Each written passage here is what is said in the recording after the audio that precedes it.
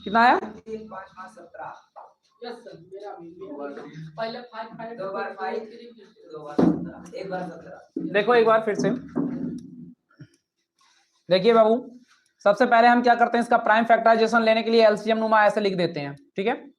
अब आप जान लीजिए, मैं आपको बता दूं, डिवाइजिबिलिटी टेस्ट आप लोगों ने पढ़ा होगा, तो डिवाइजिबिलिटी टेस्ट में बताया जाएगा जिसके लास्ट में बच्चों 2 नहीं होता है वो 2 से डिवाइड नहीं होता, जिसके लास्ट में 2 0 या फिर 4 8 होता है वो 2 से डिवाइड हो जाता है। ऐसी सिचुएशन में 2 से डिवाइड नहीं होगा तो हम लोग 3 का इस्तेमाल करेंगे। 3 के लिए ये भी बताया जाता है 5 2 7 5 2 7 8 15 और 15 में 3 ऐड कर दिए 18 में 18 जो होगा 3 के टेबल में आता है, इसका मतलब वो 3 से डिवाइड होगा। तो हम क्या करेंगे, 3 से इसको डिवाइड कर देंगे, तो 3 1 जा 3 3 2 जा 6। ध्यान से देखो, इसके पास आपका 1 गया तो आपका हो जाएगा 12, सॉरी 3 1 जा 3 3 2 जा 6 2 गया ना, 3 7 जा आपका कितना होता है 21, 1 बच गया आपका, और 3 5 जा 15, फिर 3 4 जा 12।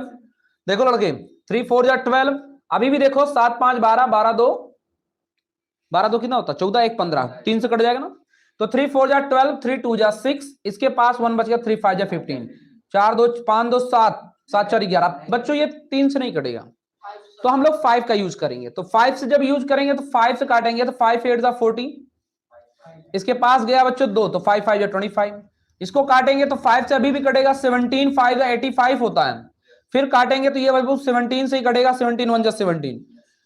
इस प्रकार बच्चों गिवन क्वेश्चन का जो हमारा आंसर हो गया 3 मल्टीप्लाई 3 मल्टीप्लाई 5 मल्टीप्लाई 5 मल्टीप्लाई 17 हो गया। It is the prime factor of the given number, जो ये आपका गिवन नंबर है इसका ये प्राइम फैक्टर हो गया। बात समझ में आया कि नहीं समझ में आया, कोई डाउट है? तो इस प्रकार बच्चों ये क्वेश्चन का ये सोल्यूशन हो गया, ठीक है, समझ में आया। अगला देखिए, मिटाएं इसको, तो रॉन्ग हो जाएगा, रॉन्ग नहीं होता लेकिन एक सिस्टमैटिक तरीके से गलत है, जैसे आर्डर के हिसाब से काटिए, उसके लिए ऐसा नहीं गलत है क्वेश्चन, नहीं क्वेश्चन सही है लेकिन एक सिस्टमैटिक तरीके से काटना एक अलग चीज होता है। हाँ डायरेक्ट ही काट सकते हो। चलिए देखिए अगला 5001 5005 स्टूडेंट 5005 करिए, इसका प्राइम फैक्टर निकालिए, 5000 का प्राइम फैक्टर निकालिए।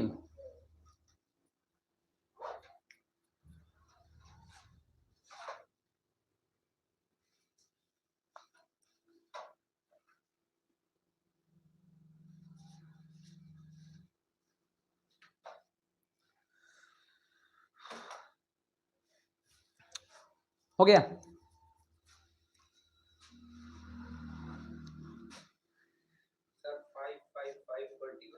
आ 5 5 नहीं यार, इसका just like as answer 5 multiply 1001 बस, कटेगा इसके बाद किससे कटेगा ये? यस सर, सही कह रहे हैं, ये किससे कटेगा? 1 लास्ट में आया ना। यस सर, अरे नहीं कटेगा, ये गलत है, ये इसका आंसर है, ये किसी से नहीं कटेगा, ये बाबू किसी से ही नहीं कटेगा, ये क्वेश्चन का यही हमारा आंसर ही है, आप चाहे आंसर शीट से मिला सकते हो, ठीक है, क्लियर कर दे आप, समझ में आया? अब बच्चों देखिए, ये हमारा बच्चों प्राइम फैक्टराइजेशन हो गया। आपको √5 मैंने बताया था, चलो एक बार फिर से √5 वाला देख लेते हैं। हमें प्रूफ करना है, प्रूव दैट, ये क्वेश्चन बार बार एग्जाम में आता है, मैं आपको बार बार समझाता हूं, समझिए इस क्वेश्चन को। क्वेश्चन ये है, prove that √5 is irrational number. अब सबसे बड़ी प्रॉब्लम ये है आप लोगों को, कितने लोग इरेशनल नंबर के बारे में जानते ही नहीं होंगे, है ना? इरेशनल जानते हो भैया आप? बताओ। The number which does not return in the form of p upon q and p is equal to 0. ये तो नहीं कहा उसने, इसमें ये ही कहा गया होता है if any number are not write the form I p by q, बस इतना ही कहा उसने, ये नहीं कहा होगा q इज इक्वल टू 0, ये तो नहीं कहा, है ना? आप देख सकते हो यहाँ पे बहुत सारे, आपको मैंने यहाँ पे लिखवाया भी था, एक मिनट ये हट जाएगा, चलो अभी बाद में आपको दिखा देंगे फंडामेंटल। तो हमको कैसे भी करके प्रूफ करना, √5 एक इरेशनल नंबर है, तो याद रखना जो चीजें आपकी गिवन है वो रियल है, अंडर रूट 5 जो होता है ये सच में इरेशनल होता है, लेकिन इसी बात को हमें जो है प्रूफ कर देना होता है।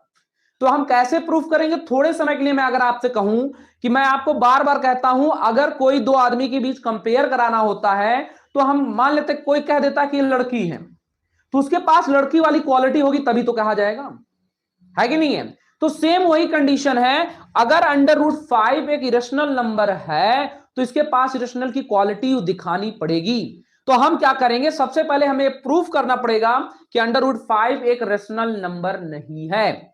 समझ में आया कि नहीं समझ में आया? तो हम मान लेंगे, तो चलो थोड़े समय के लिए मान लेते हैं कि ये अंडर रूट 5 एक रेशनल नंबर है। अगर रेशनल नंबर की क्वालिटी ये फॉलो नहीं करता तो कौन सा नंबर हो जाएगा? रेशनल हो ही जाएगा। तो हम क्या करते हैं, थोड़े समय के लिए मान लेते हैं, माना लेट थोड़ा सा पेन सॉर्ट कर देना।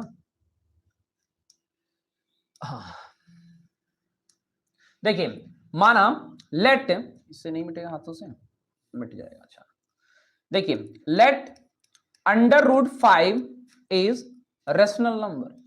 मैंने कह दिया अंडर रूट 5 क्या होता है? एक रेशनल नंबर है, ऐसा मैंने मान लिया। लेट एज्यूम भी लिख सकते थे, माना अंडर रूट 5 एक क्या है? Rational number. अगर मैंने ऐसा माना है तो जो अंडर रूट 5 होगा वो रेशनल नंबर की क्वालिटी रखेगा नहीं रखेगा? Rational number p by Q होता है, तो ये भी आपका अंडर रूट 5 इसके बराबर हो जाएगा। कहने का मतलब रेशनल नंबर जो होता है, आप डिफिनेशन जानते हो, when two number write in the form by p by Q is called a rational number but q is not equal to 0। जब दो नंबरों को हम लोग p बाई क्यू के रूप में लिखते हैं लेकिन q का मान 0 के बराबर नहीं होता है तो रेशनल नंबर होता है। ऐसी सिचुएशन में यहां लिख लेंगे वेयर p एंड q क्या है? Where p and q is integer. क्या है? इंटीजर। आप बताओगे इंटीजर की डिफिनेशन? हाँ बताओ। The number which नहीं, the natural number its additive inverse including 0 is called integers. ठीक है, आल्सो को प्राइम बता दो। Coprime, हाँ, the number which the number अगर इतना जल्दी भूल जाओगे तो प्रॉब्लम बढ़ जाएगी। ये चैप्टर कंप्लीट होने वाला है, यही क्वेश्चन एग्जाम में आएगा। 100% लिख लो, जितने एग्जाम दोगे एक क्वेश्चन जरूर आएगा चैप्टर फर्स्ट से, और नहीं आया तो कहना। देखिए याद रखिएगा, कोप्राइम नंबर क्या होता है? जब दो नंबरों के बीच केवल कॉमन 1 होता है तो ऐसे नंबर को हम लोग कोप्राइम कहते हैं। यही बताया गया था ना, 2 और 3 इनके बीच का कॉमन 1, कॉमन मतलब एचसीएफ, समझे? अब p by Q is equal to under root 5 मैंने लिख दिया, जहां पे आप जानते हो p और q इंटीजर हैं, और p q और इंटीजर होने के साथ साथ इसके बीच में जो है वो कोप्राइम नंबर भी है। मतलब p और q के बीच में केवल कॉमन कितना है? 1 है, 1 के अलावा कोई और कॉमन नहीं है। अगर हमने ये प्राइम नंबर, इसके बीच में केवल कॉमन कोप्राइम नंबर 1 है, अगर हमने इनके बीच कंपोजिट नंबर डाल दिया तो ये आपका रेशनल नंबर नहीं हो जाएगा। रेशनल नहीं हुआ तो क्या हो जाएगा? इरेशनल हो जाएगा। तो ऐसी क्वालिटी होने के लिए p और q को कंपोजिट बनाना पड़ेगा। और definition of the composite number क्या होती है? कंपोजिट नंबर की डिफिनेशन क्या होती है ये बताओ। हाँ देखो 3 फैक्टर होते हैं। अरे ऐसे बोलो, which number more than of 2 factor. जिन नंबरों के पास 2 से ज्यादा फैक्टर होते हैं उन्हीं को हम लोग क्या कहते हैं? Composite number. अगर हमने इसको प्रूफ कर दिया कि इसके पास जो है 1 से ज्यादा मतलब 2 से ज्यादा फैक्टर हैं तो ये तो कंपोजिट हो जाएगा ना। लेकिन अगर रेशनल होगा तो इसके बीच कॉमन आपका कॉमन कोप्राइम नंबर होगा। रेशनल होगा कोप्राइम होगा, इरेशनल होगा कंपोजिट कर देना। तो कंपोजिट करने के लिए हम क्या करते हैं आप देख लीजिए, इधर ये डिवाइड कर रहा है, उधर जाके क्या करेगा? मल्टीप्लाई करेगा, तो p is equal to under root 5q हो जाएगा। इतनी बात समझ में आई? अब हम यहीं पर लिखेंगे both side square, square of both side. ठीक है, स्क्वायर ऑफ बोथ साइड या बोथ साइड स्क्वायर लिख लो, बोथ साइड स्क्वायर। दोनों पक्षों का हम स्क्वायर कर देंगे, या स्क्वायर ऑफ बोथ साइड भी लिख सकते थे। जब दोनों पक्षों का स्क्वायर करोगे तो p का स्क्वायर हो जाएगा, और अंडर रूट का स्क्वायर करोगे तो अंडर रूट हट जाएगा, तो आपका 5q स्क्वायर हो जाएगा। इतनी बात समझ में आई? p square is equal to 5q square हो जाएगा। अब आप देख रहे हो ये 5 क्या कर रहा है, इधर मल्टीप्लाई, उधर जाके क्या करेगा, तो Q square is equal to P square upon का 5, ये आपका हो जाएगा। अब यहां पे आप देख रहे हो जो पी स्क्वायर होगा वो 5 से डिवाइड हो जा रहा है। पी स्क्वायर किससे डिवाइड हो रहा है, 5 से डिवाइड हो रहा कि नहीं हो रहा, तो यहां पे लिखोगे we know that P square is divided by किससे, 5। पी स्क्वायर जो है वो 5 से डिवाइड हो रहा है, देन तब P is also divide by 5। अरे भाई जब P स्क्वायर अगर 5 से डिवाइड हो रहा है तो 5 आपका जो P भी होगा तो भी तो 5 से डिवाइड होगा। अरे कहने का मतलब अगर 25 जो है 5 से डिवाइड होगा कि नहीं होगा, तो जो 5 होगा वो भी तो 5 से डिवाइड होगा कि नहीं होगा। अगर 100 जो है आपका 100 किसका स्क्वायर है ये बताओ, 10 का स्क्वायर है। अगर पी स्क्वायर मतलब 100, पी स्क्वायर 100 अगर 5 से डिवाइड हो रहा है तो 10 पी मतलब 10 हो जाएगा, तो 10 भी तो पाप का 5 से डिवाइड हो रहा है। इसी बात को यहां देखो लिखा गया है। इतनी बात समझ में आई। अब बच्चों जब अगर ये पी स्क्वायर को डिवाइड कर दे रहा है तो कहने का मतलब है जो पी है, ध्यान सुनना, जो पी होगा उसके पास एक से ज्यादा फैक्टर हो जाएंगे, क्योंकि अब ये 5 से भी कट जा रहा है।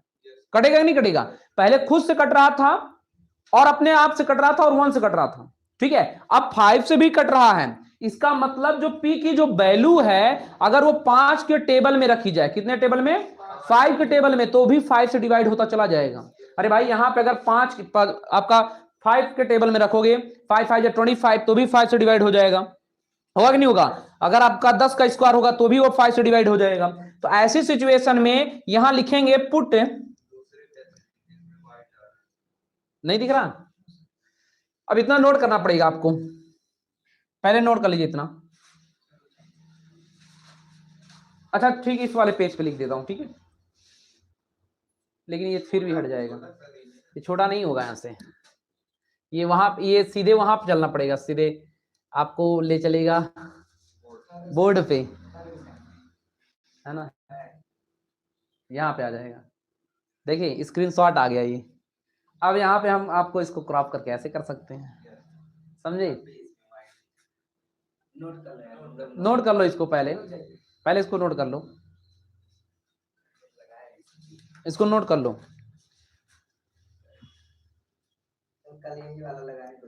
हाँ यही वाला कल लगाने के लिए दिए थे, अभी इसके बाद फिर परसों, मतलब कल तो छुट्टी थी।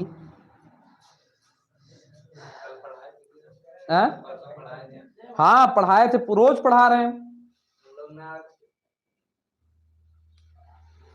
अच्छा सर, हाँ इर्रेशनल नंबर है 2 और 2.5, इन दोनों के बीच में कौन सा इर्रेशनल होगा? बहुत होगा यार। Rational number is infinite between of the two number, दो नंबरों के बीच में हजार लाखों इनफिनाइट रेशनल नंबर निकाल सकते हो, समझे। इर्रेशनल नहीं निकालना है, इर्रेशनल। इरेशनल नंबर भी इनफिनाइट होगा यार,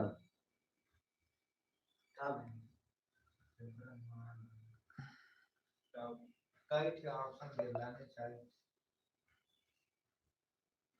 इर्रेशनल नंबर 2 और 2.5।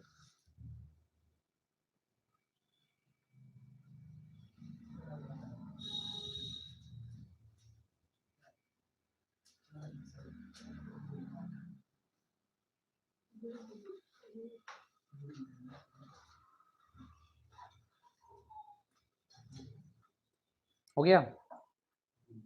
इसमें कैसे पता चल रहा है कि 5 से डिवाइड होगा?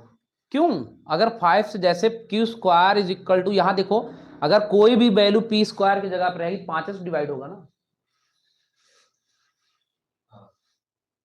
अरे भाई यहाँ पी स्क्वायर की जगह कोई भी वैल्यू मान लो तो 5 से डिवाइड होगा कि नहीं होगा, कटेगा कि नहीं कटेगा, 5 का स्क्वायर नहीं कटा तो क्या, अरे क्यों नहीं कटेगा, डेसिमल में काट दो। अच्छा हाँ, अच्छा हाँ। 5 से कट जाएगा भैया, कोई भी वैल्यू होती है 5 से कट जाएगी, डेसिमल में लेते जाओगे। लेकिन यहाँ पे सब बात ये हो रही है, आप इसको इमेजिन करिए, ये चीजें जो होती हैं आप देख सकते हो, इधर ये मल्टीप्लाई कर रहा था, इधर आके डिवाइड कर दिया, ये समझो, मतलब अब ये डिवाइड हो रहा, पी स्क्वायर किससे डिवाइड हो रहा? 5 से। जब पी स्क्वायर 5 से डिवाइड हो रहा, ऐसा मान लो, तो 5 इसका एक फैक्टर हो गया। किसका फैक्टर हो गया? पी स्क्वायर का। और जब पी स्क्वायर का फैक्टर हो गया तो बच्चों जो पी है वो हमारा बच्चों कितने आपका बच्चों फैक्टर लेकर बैठ गया? कितने फैक्टर उसके पास हो गए? एक से ज्यादा हो गए, दो से ज्यादा हो गए ना? हो गए कि नहीं हो गए? इसी बात को अभी आप कंफ्यूज ये हैं कि पी और क्यू के बीच में आप लोगों ने कितना फैक्टर देखा? पी और क्यू के बीच में बताओ, इसको हटाएं। देखिए गया। अब देखो क्या लिखा था मैंने, क्यू स्क्वायर, कलर चेंज कर देता हूं, दिख रहा है ये?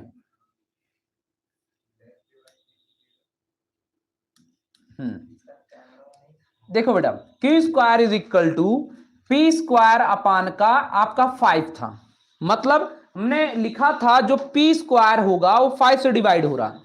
तो ऐसी सिचुएशन में अगर हम बच्चों p is equal to 5c रख दें, कितना रख दें? 5c रख दें, मतलब जहां पे आपका बच्चों p की वैल्यू है, अगर 5 का टेबल हम रखते चले जाएंगे तो 5 से डिवाइड हो जाएगा। होगा कि नहीं होगा? अरे भाई 5 का टेबल में चाहे जितना रख दो, 15, 20, 25, 30, 40, 50, कुछ भी रख दो, 5 से डिवाइड होगा कि नहीं होगा?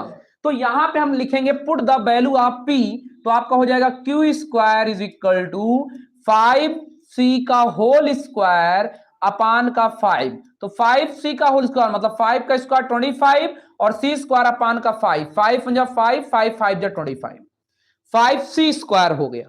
हो गया कि नहीं हो गया? अब आप देखो यहां लिख लो एक बार, वेयर, जहां आपका बच्चों c भी क्या है? c इज अ इंटीजर, जहां c भी आपका क्या है? इंटीजर है आपका, जहां c भी आपका इंटीजर है। हा? सफेद आ रहा? अच्छा दिख सही रहा, कैमरा सही है, ओके। अब देखो यहां पे आप देख सकते हो लड़के, यहां पे क्या बच गया? इधर बाबू देखो, Q square is equal to 5c square, यहां पे देखो बाबू, अब इधर ये 5 मल्टीप्लाई कर रहा, अब इधर आके ये डिवाइड कर देगा, तो जो c स्क्वायर होगा वो भी बच्चों किससे डिवाइड हो रहा है? 5 से। जो आपका क्यू स्क्वायर होगा वो भी 5 से डिवाइड हो रहा है। तो लिखेंगे इस प्रकार, सो इस प्रकार P एंड Q, ठीक है, is divisible by 5। P and Q किससे डिवाइड हो रहा है?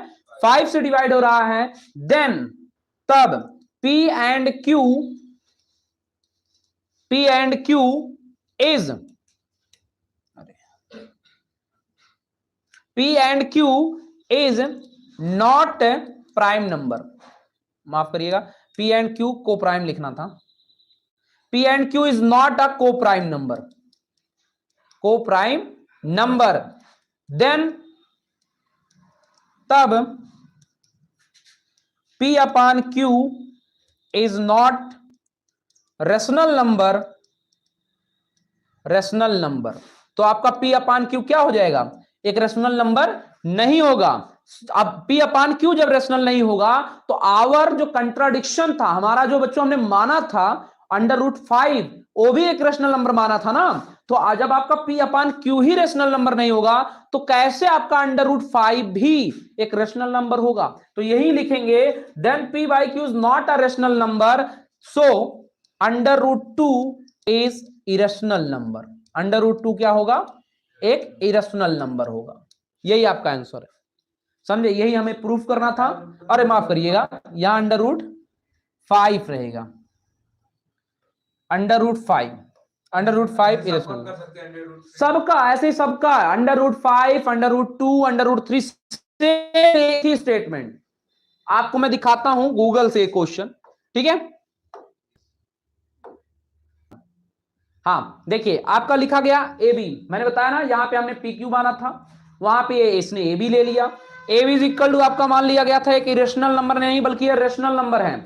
स्क्वायरिंग आप बोथ साइड, दोनों पक्षों का स्क्वायर करने पर, जब स्क्वायर करेंगे तो आप देख सकते हैं 5b square is equal to A square हो गया। अब आप देखेंगे इधर ये मल्टीप्लाई कर रहा है, उधर जाके डिवाइड, तो ए स्क्वायर डिवाइड बाई 5, तो जब ए स्क्वायर 5 से डिवाइड यहां लिखा भी गया है, इट मींस दैट 5, देखो कह रहा कि 5 डिवाइड बाई ए स्क्वायर, जो ए स्क्वायर है वो 5 से डिवाइड, ये मान लिया गया।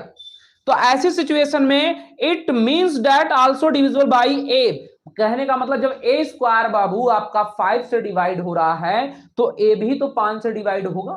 तो आगे बच्चों जो है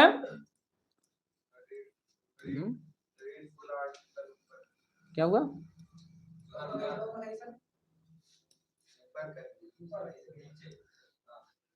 नीचे नीचे एकदम नीचे। अरे एकदम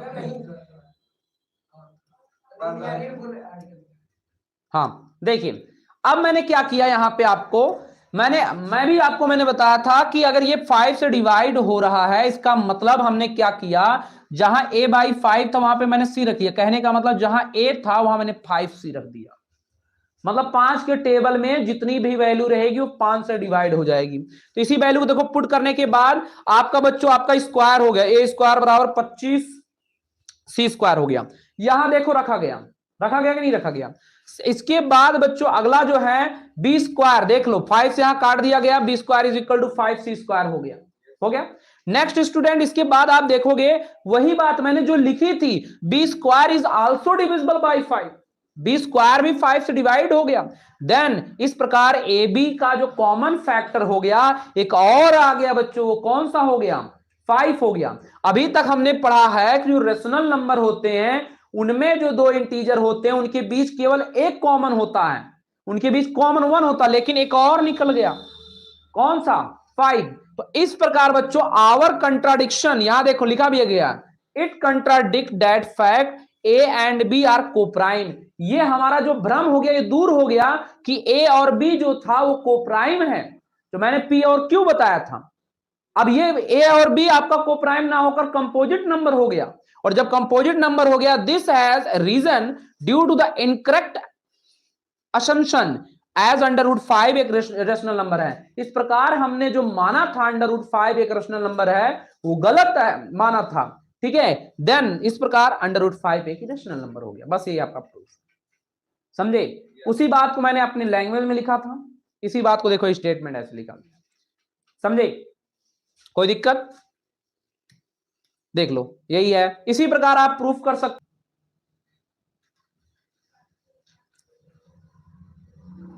स्टेटमेंट बहुत इंपॉर्टेंट है।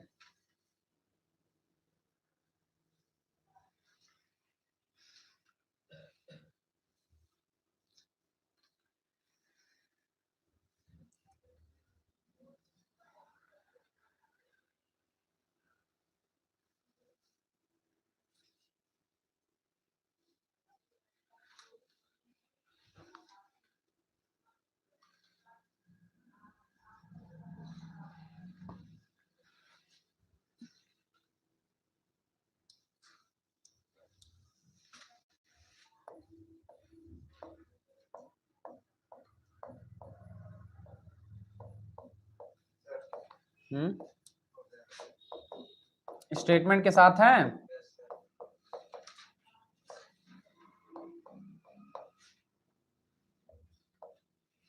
दिखाओ।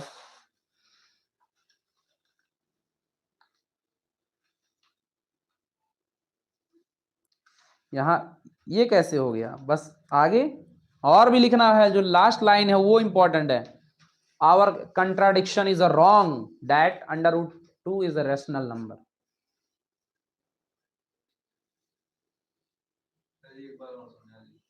नहीं समझ पाए, देखो फिर से एक बार देखो, प्रूफ करना है √3 एक इरेशनल नंबर है, तो हम ऐसा उल्टा मानेंगे इसको, लेट एज्यूम √3 एक रेशनल नंबर है, मान लेते हैं, लिखिए देखिए, माना यहां पे लिखते हैं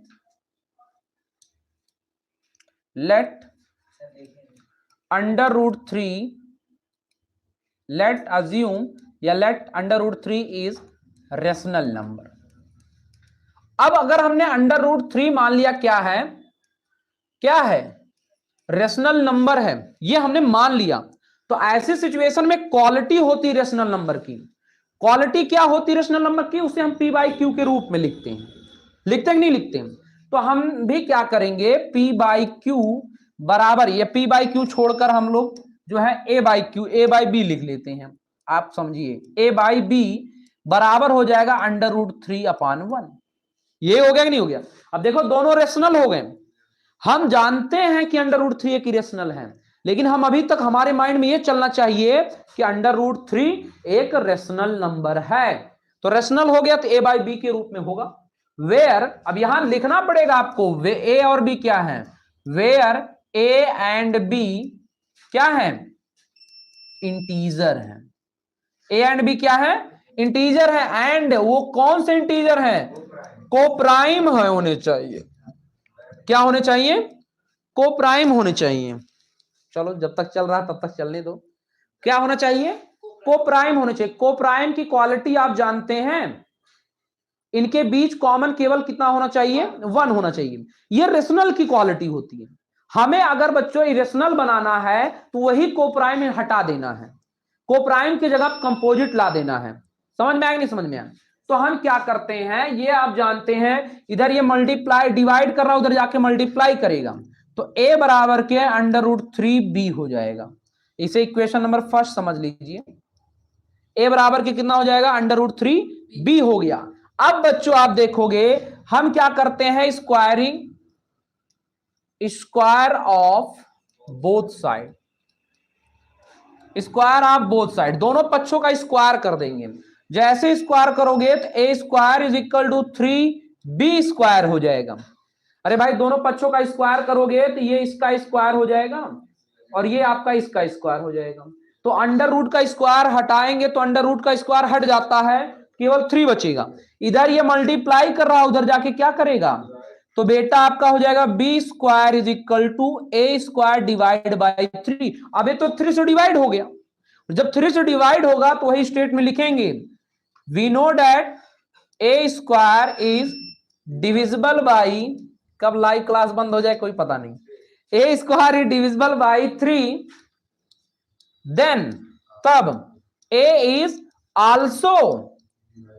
आल्सो डिवाइड बाई, यही तो बात तो लिखी गई थी, वहां 5 था यहां पे 3 है।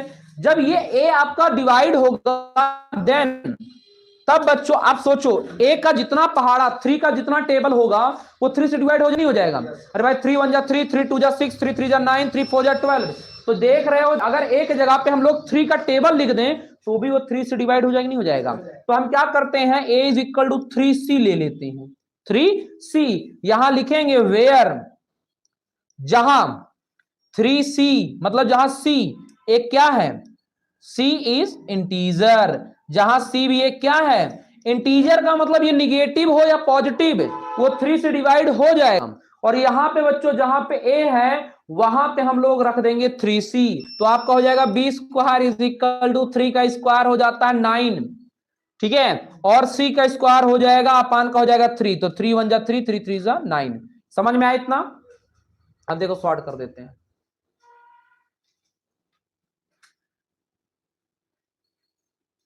देखिए अब हमारा जो लास्ट स्टेज है, देखिए यहां पे, अब देखिए यहां पे हो गया आपका क्या, b square is equal to 3c square, इधर ये मल्टीप्लाई इधर आके डिवाइड करेगा तो c square is equal to, अब b स्क्वायर भी 3 से डिवाइड हो रहा है, फिर वही स्टेटमेंट लिखेंगे जहां पे ये लिखे थे कि c आपका जो b square is divisible by 3, b square भी किससे डिवाइड हो रहा है, 3 से। यहां लिख लीजिएगा statement, b square is divisible by 3 then b is also divisible by 3। अगर ये दोनों डिवाइड कर रहा है तो बेटा याद रखना कि जो a और b था कोप्राइम थे, अब उनके साथ एक और कॉमन फैक्टर जुड़ गया वो 3, तो जिसके पास एक से ज्यादा कॉमन फैक्टर, 2 से ज्यादा कॉमन फैक्टर हो गए वो कोप्राइम नहीं रह जाते हैं, अब वो कंपोजिट हो गए। समझ में आएगा नहीं समझ में आया?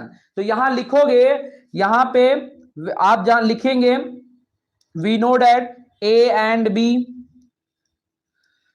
is divisible by, अब देखो केवल लिखना है divisible by 3, so a and b is not co-prime number, is not co-prime number, a और b आपका co-prime नंबर नहीं है। then तब our कंट्राडिक्शन, हमारा जो कंट्राडिक्शन क्या था, जो हमने माना क्या था, √3 इज क्या माना था? Rational number. तो आवर कंट्राडिक्शन अंडर रूट 3 या फिर our contradiction is wrong, contradiction is wrong, wrong, under root 3 is rational number. हमारा जो कंट्राडिक्शन है वो गलत हो गया कि अंडर रूट 3 एक रेशनल नंबर है, देन तब under root 3 is irrational number. बस यही आपको प्रूफ करना था, इरेशनल नंबर। लाइट ये बंद हो गई, अंडर रूट 3 आपका इरेशनल। समझ में आया? यही देखो पूरा स्टेटमेंट है, केवल स्टेटमेंट ही लिखना है, आपको कुछ नहीं करेगा। जब भी आएगा 5 नंबर 4 नंबर में आएगा, 100% आना इसको। समझ में आया कि नहीं समझ में आया? इसी प्रकार अंडर रूट 2 करके दिखाओ, लाइट कट जाएगी, ऐसे बंद हो जाएगा ये। क्या? अरे भाई 5 बज गया, आप क्लास दूसरी ही स्टार्ट हो जाएगी ना। अमित सर आए नहीं है ना, नहीं तो अमित सर साइंस पढ़ाते हैं, एक्चुअली उनका एक्सीडेंट हो गया, 2 दिन बाद आएंगे, हो सकता कल आ जाए, ठीक है, आज नहीं आए हैं। क्लास चलेगी, क्यों नहीं चलेगी भाई? अंडर रूट 2 प्रूफ करके दिखाओ।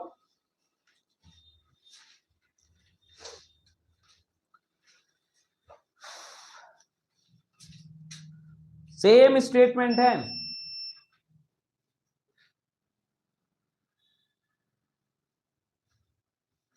जो नंबर मतलब को प्राइम नहीं रहता वो इरेशनल रहता है। हाँ, रेशनल का मतलब रेशनल नहीं रहेगा, बस जब रेशनल नहीं रहेगा तो क्या रहेगा?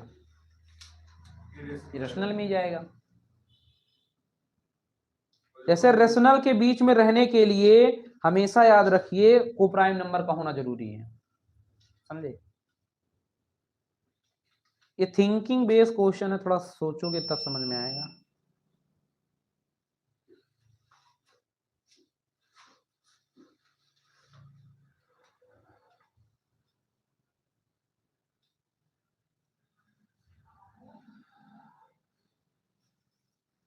तिरालीस मिनट की क्लास हो गई बाबू।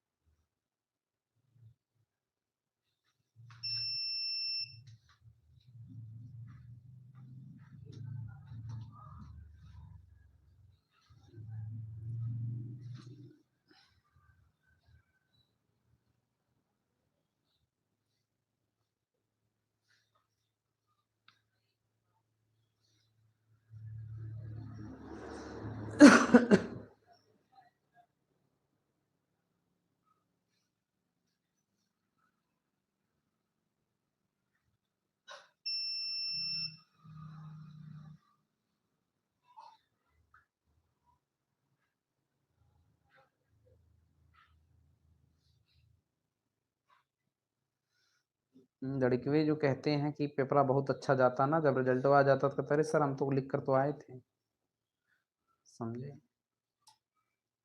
आ गई लाइट, चलो। वैभव मिश्रा वहीं पर मिले थे। वैभव मिश्रा हमसे कहें कि सर मैथ में हम बहुत चैंपियन हैं, ठीक है। जब शुरू शुरू में आए थे तो पेपर जब भी हम क्वेश्चन पूछते थे तो कहीं ना कहीं से वो बता देता था, ठीक है। मुझे लगा सच में वो चैंपियन है, लेकिन बाद में मुझे पता चला वो मोबाइल फोन लेकर बैठता था। इसके बाद एक दिन हम मोबाइल फोन जमा करवा लिए, जमा करवाने के बाद एक क्वेश्चन नहीं लगा पाता। महामुकाबला पेपर में 8 नंबर मैथ में पाए थे, 25 में से 8 नंबर, समझे? समस्या इस बात की है जब लड़के मैथ पढ़ लेते हैं पूरा ना, तो उनको ये लगता है कि अब तो हम कुलाई गए हैं।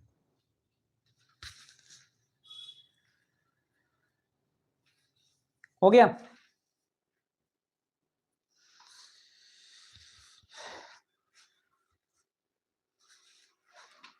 तुम्हारा फोन सही है, नेट खत्म मत किया करो, ठीक है? हाँ, तुम ही तो एक जीवन बचा रहे हो। हाँ, √5 rational number where P and Q are integer से, ठीक है। डिविजल बाई 3 कहाँ से हो जाएगा? यहाँ डिविजल बाई 2 रहेगा, सो 2c, 2 का square 4, so a and b is divisible by 3, so a and b is not a co-prime number, then the आपका आवर कंट्राडिक्शन इज रॉन्ग, हमारा जो कंट्राडिक्शन था वो इनकरेक्ट है। कि क्या था, that √3 is are rational number, then √3 is √3 कहाँ से है, 2 रहेगा सर। 2 है 3 इतना छापा, यही देखो है छापन। सर, अगर यहाँ पे लिखे, यहाँ पे गलती से लिख दिए थे। तो गलती से मिस्टेक हो जाती है। सर, गलती से यहाँ पे में भी करता है। कितने नंबर का रहा है ये क्वेश्चन? 4 नंबर का है ये क्वेश्चन, समझ में आई? लो सही है। हाँ सही है, 1 घंटा हो गया भैया, इसको क्लियर करें, समझे? अब देखो अगला हमारा यूक्लिड लॉ। चलो देखो ये लड़के, मिटा दें इसको। इसके पहले सर कौन सा टॉपिक था?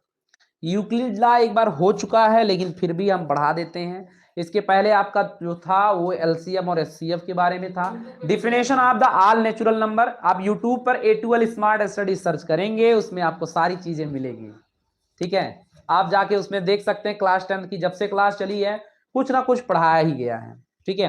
क्लास 10 की क्लास 15 तारीख से चल रही है। अगर आप पिछड़ जाओगे तो याद रखिएगा, कोई मैथ में आपको 1 महीने में कोई तेज नहीं कर सकता है। आपके पास जो है 6 महीने हैं, 2 पेपर होने हैं, हाफ ईयरली, वो भी दोनों आपका एनुअल जैसे ही होंगे। आपका मन करे तो आप हर जगह इधर उधर घूम के देख लीजिए, ठीक है? जहां समझ में आया वहां पढ़िए, लेकिन हमारी समझ से यही है कि जहां पढ़िए मेहनत से पढ़िए, रिजल्ट आउट आना चाहिए, ठीक है? तो जबकि दोनों में मतलब हाफ ईयरली का भी नंबर रहेगा ना? नहीं, ये कॉन्सेप्ट नहीं समझ पाए। एनएपी के द्वारा ये बताया जा रहा ना कि पेपर हाफ ईयरली का रहेगा और एनुअल, दोनों पेपर ही होंगे एनुअल जैसे ही, लेकिन जिसमें जो नंबर तुम्हारा बेस्ट रहेगा वही नंबर आपका मार्कशीट बन के आएगा। जैसे आपने हाफ ईयरली में 500 में से 400 नंबर प्राप्त किए, जस्ट इमेजिन, ठीक है? तो अगले एग्जाम में आपकी तबीयत खराब हो गई, और जब तबीयत खराब हो गई तो आप क्या किए, एग्जामिनेशन सही से दे नहीं पाए या पढ़ नहीं पाए, आपका 300 नंबर आ गया। तो जो आपकी मेरिट बन के आएगी, मतलब जो आपका बच्चों मार्कशीट बन के आएगी, वो 400 नंबर वाली आएगी जो पहले प्राप्त किए थे।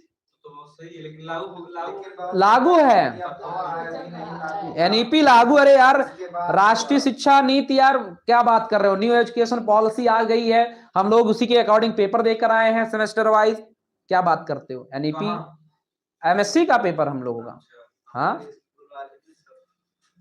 तुम्हारे स्कूल में ये था कि आप देखो यही है, नहीं अपडेट जानते हैं तो अपडेट होना चाहिए। आप लोग बोर्ड एग्जाम में बच्चे क्या कर रहे हैं, जैसे बोर्ड एग्जाम में मान लेते हैं हमारा रोल नंबर यही था, यही रोल नंबर है। अब बच्चे यहां पे लिखा गया, देखो मैंने आपको पहले बताया था, यहाँ पे कल हम लोगों ने कॉन्फ्रेंस कॉल किया था सभी बच्चों को, जितने भी अपने 10th के बच्चे थे, ज्वाइन करवाया। तो स्कूलों में ये बताया गया है कि बेटा अपना रोल नंबर जब लिखना तो 2 लिखना, फिर 3 लिखना, फिर 1 लिखना, ऐसा पहले होता था। लेकिन अब जो है चेंजिंग आ गया है। चेंजिंग ये है कि वहां ऑलरेडी करोड़ लिखा गया है बाबू, ठीक है? लाख लिखा गया, ऐसे डैश लगा लगा के लाख लिखा गया है। फिर इसके बाद आपका बच्चों 1000 लिखा गया है। अब क्या करना है, आपको 2 लिखना है। यहाँ पे, यहाँ देखो 1 10 100 1000 10,000 लाख 10 लाख करोड़, तो यहां लिखेंगे 2 करोड़ 2 करोड़। यहां लिखेंगे आपका 31 लाख। अरे भाई लाख में ही दोनों है ना। और अब बच्चे कितने मूर्ख हैं, अरे यही श्री कृष्णा के बच्चे गए थे एग्जाम देने, वे क्या कर रहे हैं, 916 को हाई में ही लिख देते हैं 916, और जो गलत हो जा रहा है यहां लिखना है 0 ZEROW, 2 बार लिख दो 0, 1 बार लिख दो 0,000, फिर नीचे लिखना है आपको 916, ऐसे लिखा जाता है, समझे? अगर हम यही बात किसी को बताते हैं तो उनको लगता है हमसे बहुत ज्यादा जानकार हम खुद ही हैं। हमारे बच्चे, जब समस्या इस बात की है ना, हम जब किसी बच्चे को पढ़ा देते हैं उसके बाद उनको यही लगने लगता है अब तो हम गुरुओं जी से ज्यादा सीख ले लेंगे।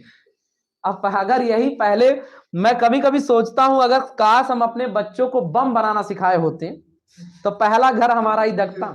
कहता अगर गुरु जी सीख लिए, लाओ पहला घर गुरु जी पे ट्राई करते हैं। नॉलेज सीखने के बाद बच्चे खुद गुरु पे ट्राई करते हैं। अरे कहीं और ट्राई करो, इस पूरे फील्ड में जाओ, है ना? हाँ वही देखो, भगवान शंकर जी ने उनको आशीर्वाद दिया कि जिसके ऊपर तुम हाथ रख दोगे वो हाँ भस्मासुर, वो भस्म हो जाएगा। वो भगवान शंकर को दौड़ा लिया। इसके बाद वो तो भगवान कृष्ण जो है, विष्णु जी जो थे, उन्होंने मोहिनी रूप धारण किया। तो उनको नचाते नचाते और जब एकदम लीन हो जाता है तो इसके बाद वो ऐसे करते हैं जैसे खुद भस्म हो जाता है।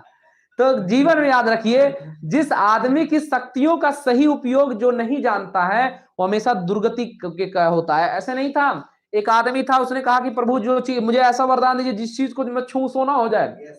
वो पूरी जिंदगी भर जो है इतना राजा महाराजा जैसी जिंदगी जीता रहा, जिस आते दौड़ते अपने पूरे महल को छू दिया, ये वो हर एक चीज छू दिया, सोने का हो गया। अब भूख लगी, खाना आ गया। अब खाना जब आएगा तो सोना थोड़ी खाओगे तो अनाज ही। अब वो अनाज को छू दिए, चलो थोड़े समय के लिए अनाज को छुए, सोना हो गया, रोने होने लगे। तब कोई दूसरा उनको खिला रहा था। तो एक बार क्या हुआ, उनकी पुत्री, किसी की पुत्री जो होती है अपने पिता से बहुत प्रेम करती है, वो भागते भागते जब आएगी तो तुम भी खुश होकर अपनी पुत्री को गोद में उठा लोगे। तो वो भूल गए कि वो जो है वरदान पा चुके हैं। वो भागते भागते आई, बस उसको भी ऐसे पकड़ लिए, बस वो सोने को हो गई। तो कभी कभी शक्तियों का दुरुपयोग आदमी को गलत रास्तों पे ले जाता है। ठीक है, माना आप जो हैं विद्वान हैं, लेकिन भगवान हर आदमी को उतना ही देता है जितना वो पचा सके, समझे।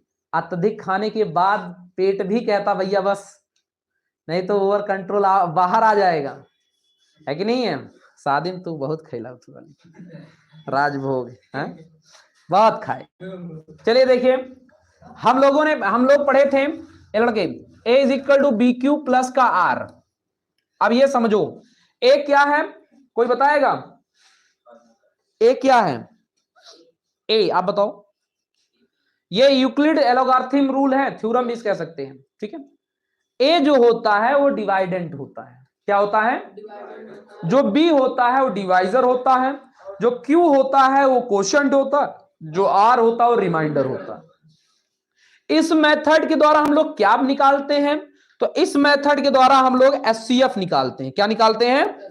आज तक आपने एचसीएफ निकालने की 2 से 3 विधियां सीखी हैं, लेकिन आप जान लीजिए यूक्लिड के द्वारा एचसीएफ निकालने की एक और विधि है, जिसके द्वारा हम लोग डिवाइड का बच्चों वेरीफाई करते थे डिवाइड को। समझे कि नहीं समझे?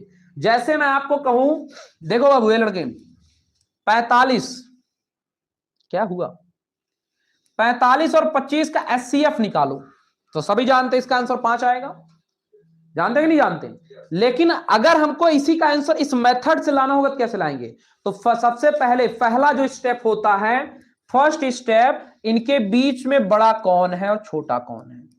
तो 45 बड़ा है, 25 छोटा है। तो जो आप देख सकते हो 45 में 25 से डिवाइड कर देंगे, जो बड़ी वैल्यू होगी उसमें छोटी वैल्यू से हम लोग डिवाइड कर देंगे। जब डिवाइड करोगे तो 1 टाइम जाएगा। कितनी टाइम जाएगा? 1 टाइम जाएगा। अरे भाई 25 दूना 50, 25 टू 50। तो ऐसी सिचुएशन में आपका बच्चों आ जाएगा 20। पहला स्टेप कंफर्म हो गया। तो हम देखो, याद रखो, यही तो आपका क्या होता है, यही क्या होता बताओ, ये डिवाइडेंट होता है। क्या होता है? ये आपका हो गया A, क्या हो गया? ये हो गया B। जो डिवाइड करता है उसे डिवाइजर कहते हैं, जिसमें डिवाइड होता है उसे हम लोग डिवाइडेंट कहते हैं। डिवाइड के बाद जो रिजल्ट आता है उसे हम लोग कोशेंट कहते हैं, और जो बच जाता है उसे हम लोग रिमाइंडर कहते हैं। सेम यही है। तो हम रख देंगे A के जगह पे हो गया 45 45, और B के जगह पे आपका हो जाएगा 25, और मल्टीप्लाई 1 प्लस का 20। रिमाइंडर याद रखना, एचसीएफ जब रिमाइंडर की वैल्यू 0 होती है तो जो काटता है वही एचसीएफ होता है। जब रिमाइंडर की वैल्यू कितनी होती है? 0 होती है। अरे मम्मी, जब रिमाइंडर की वैल्यू 0 होती है, जो डिवाइजर तब का जो डिवाइजर होता है, जब डिवाइजर आपका बच्चों रिमाइंडर की वैल्यू 0 होती है, जो डिवाइजर होता है वही एचसीएफ होता है। तो ऐसी सिचुएशन में अपना आईफोन गिराओ मत भाई, प्लीज उसको बचा लो। ठीक है, आपने उसको बचा लिया। ध्यान से देखिए लड़के, पहला स्टेप हमारा क्लियर हो गया, समझ में आई? अभी हमारा बच्चों आंसर आया नहीं है सेकंड में। अब यहां पे आप देखोगे, हाँ अब देखो, हम 20 से डिवाइड करेंगे 25 को, इसमें अब 20 से डिवाइड करेंगे तो एक बार जाएगा, फिर देखो करोगे तो 5 आ जाएगा और ये कैंसिल, अभी भी रिमाइंडर 0 नहीं आया है। अब फिर उठा के रखेंगे, अब बताओ यहां पे अगले स्टेटमेंट में डिवाइडेंड कौन होगा? नहीं, हाँ देखो 5 एंड डिवाइडेंड लगत बाय 25 और डिवाइडेड होगा 5। हाँ डिवाइडेड 20 होगा डिवाइडेड 25 डिवाइडेंट होगा, यही वैल्यू का डिवाइड आपका डिवाइडेंट होगा। और अब 20 मल्टीप्लाई 1 प्लस का रिमाइंडर 5 हो जाएगा। अभी भी रिमाइंडर 0 नहीं आया है, जब तक रिमाइंडर 0 नहीं आता है तब तक हम उसको डिवाइड करते जाते हैं। तो आप 5 से डिवाइड करेंगे किसमें? 20 में, और 5 का टेबल पढ़िए 20 आ जाए, 4 टाइम आया कि नहीं आया? अब रिमाइंडर 0 आ गया कि नहीं आ गया? जब रिमाइंडर 0 आ जाए जो काटता है वही एचसीएफ होता है, समझे? तो हम इसी स्टेटमेंट को लिखेंगे। आप बताओ डिवाइडेंड कौन सा है, बताओ डिवाइडेंड कौन सा लिखेंगे? भूल भुलैया हो गया समय 20, देखो 20, अब आपका डिवाइजर हो जाएगा 5 मल्टीप्लाई 4 प्लस का 0, रिमाइंडर 0 आ गया कि नहीं आ गया? जब रिमाइंडर 0 आ जाए तो बेटा जो आपका डिवाइजर होता है वही आपका एचसीएफ हो जाता है। तो यह सीएफ कितना हो गया? समझ में आया कि नहीं समझ में आया? इस प्रकार जो मेथड यूज होता है इसी को यूक्लिड एल्गोरिथम रूल कहते हैं। समझ में आया कि नहीं समझ में आया? यूक्लिड एल्गोरिथम रूल के द्वारा हम एचसीएफ फाइंड करते हैं। We are used of Euclid algorithm rule for HCF. उसको भी करना पड़ेगा, मतलब वो इसको ले आप रफ कॉपी करेंगे, ये तो केवल हम लिखेंगे। अब हम यूक्लिड के साथ रही। हाँ, इसके बारे में आप डीपली अगर देखना चाहते हो तो मैं आपको यहाँ पे जो लगा दूंगा, आप उसके बारे में वीडियो आराम से देख सकते हो, ठीक है? अगर आप बहुत डीपली पढ़ना चाहते हो तो उसके लिए मैं वीडियो डाउनलोड कर दूंगा, आप के पुराने तथ्यों को जानिए। आप चाहते हो तो मैं यहाँ पे खुद निकालवा दूंगा पाई की वैल्यू कैसे जो होती है 3.14 होती है, और पाई की वैल्यू 22/7 कैसे होती है। अगर इंटरेस्ट फैक्ट देखना चाहते हो तो मैं अपने इस डिजिटल बोर्ड में यूट्यूब से को वीडियो डाउनलोड कर दूंगा, खाली समय में आप उसको देख सकते हैं, ठीक है? अब उसमें आप जाइए, यूक्लिड के दोस्त कौन थे, यूक्लिड ने कैसे फार्मूला बनाया, ये सारी चीजें आपको यूक्लिड बताएगा खुद आके। ये हाँ, ये समझ में आया? ठीक है, ये पहला क्वेश्चन आपका था एक्सरसाइज का, पहला क्वेश्चन है ये, इसको नोट कर लीजिए। इसके बाद लगाइए, इसके बाद अपने अपने घर निकल जाइए, 1 2 का 4 हो जाइए। सही आ रहा? 1 घंटे लो, कम पढ़ाओ तो भी दिक्कत, ज्यादा पढ़ाओ तो भी दिक्कत, आखिर ये हो क्या रहा है? आजकल के लड़का पढ़ाई नहीं करते।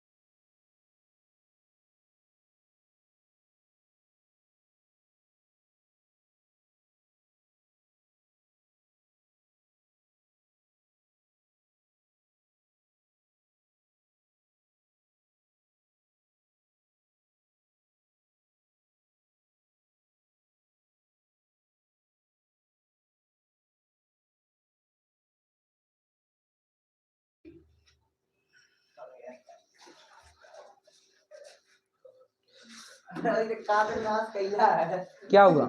हाँ, क्या नहीं लगा पाए? किसका निकालना था? 45 और 30 नहीं निकाल पाए? हो गया। देखो सबसे पहले, ए बाबू बैठ जाओ, 2 मिनट बैठ जाओ। ये लड़के 40 एंड 45 यही तो निकालना था। देखो लड़के किसका निकालना था? 45 और 30 अच्छा 45 एंड 30 माफ करिएगा। देखिए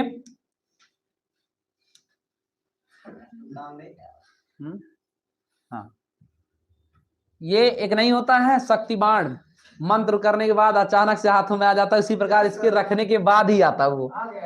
आ गया तुम्हारा? Very smart boy. देखिए प्राइम फैक्टराइजेशन नहीं पढ़ाया मैंने आज। कब? अरे अरे हाँ। देखिए सबसे पहले हम क्या करते हैं? इसमें कौन सा वाला है? क्या ये रूट मेथड नहीं है, तो केवल डिस्क्राइब किया गया है, ऐसे प्राइम फैक्टर निकाल सकते हैं। रूट मेथड ट्री मेथड नहीं है आप लोगों में। देखो भैया निकाल सकते हो वैसे भी, कोई दिक्कत नहीं। यहाँ देखो 30 एंड 45, सबसे पहले आप जानिए इनके बीच में बड़ा कौन है, तो आप जान लीजिए 45 बड़ा है 30 से। तो हम क्या करेंगे, सबसे पहले 30 में, ये रफ में होना चाहिए, नहीं कि ये पेपर में लिखोगे। अगर आ गया क्वेश्चन तो ये रफ साइड में होगा, तो 1 टाइम जाएगा तो 30। पहला स्टेटमेंट क्लियर हो गया। अब यहां बताओ डिवाइडेंड कौन है? हाँ, हमें इस रूप में लिखना है। ए की वैल्यू बताओ इसमें कितनी है? अब लगा तुम सबके मार है। ए की वैल्यू जो बीच में होता है वही आपका डिवाइडेंड होता है, या डिविडेंड जो भी कहते हो। 45 इज इक्वल टू आपका बी की जगह पे 30 और मल्टीप्लाई 1 प्लस का 15 हो जाएगा। अब सेकंड स्टेप जब करोगे तो 15 से डिवाइड करोगे 30 में, तो 15 टू 30 आ गया कि नहीं आ गया? 0 0 काट दिया कि नहीं काट गया? जब रिमाइंडर 0 आ जाएगा तो जो काटता है वही एचसीएफ होता। तो 30 को जब करोगे तो 15 गुणे 15 मल्टीप्लाई 2 प्लस का 0, रिमाइंडर जब 0 होता है जो काटता है वही एचसीएफ होता है। तो एचसीएफ बराबर कितना आ गया बाबू? आपका 15। यही आपका आंसर है, गिवन क्वेश्चन का यही आंसर है। इस प्रकार बच्चों आप जो है सोल्यूशन फाइंड आउट कर सकते हैं। ठीक है, अगर आप सभी लोग हमारे चैनल पे नए हैं तो प्लीज चैनल को लाइक एंड सब्सक्राइब करिए। और अगर आप लोग देख रहे हो, वैसे देख तो नहीं रहे हो, देख रहे हो, तो प्लीज अपने दोस्तों तक शेयर करिए, जिससे वो आए और अपना जो है, एक लोग देख रहे हैं। बहुत बहुत धन्यवाद आपका, कोई हो सकता मैं ही रहूं। ठीक है, ओके, थैंक यू। 1 घंटे का हो गया है ना, तो घर जाता नेट मत बंद करना, ऐसे चल